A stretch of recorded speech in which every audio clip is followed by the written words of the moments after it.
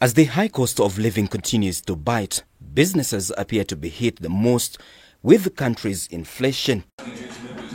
Small and medium enterprises, which are projected to contribute 50% of gross domestic product GDP growth in the next 2 years, have become the most hit. Even when we are supporting them, you realize that 90% of what they make goes directly to meet their everyday needs.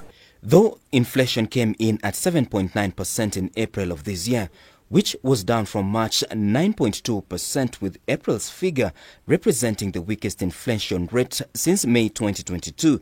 According to Managing Director of Incredo, Tony Mwangi, lending institutions have a responsibility to support SMEs. You can be able to say that, yes, things are not working now, and it's not the time that we have to come and repossess or auction your property. I think now is a time of thinking, how do you get out of that hole?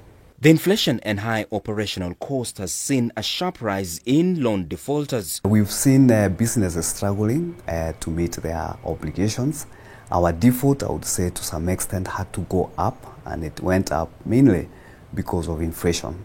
Lenders argue that the Finance Bill 2023, which aims to increase taxes on various sectors, will exacerbate the woes of the SMEs. SMEs are going to be affected to some extent because of the turnover tax, which is directly hits their sales turnover. An increment of 1% to 3% is going to directly affect even us who are intermediating. In Kenya, SMEs compounds 80% of employment and stimulate the demand for new goods and services. Most SMEs fall under the informal sector, estimated to constitute 98% of businesses in Kenya, contributing 30% of jobs and 3% of Kenya's GDP. Martin Opio, K24 Business.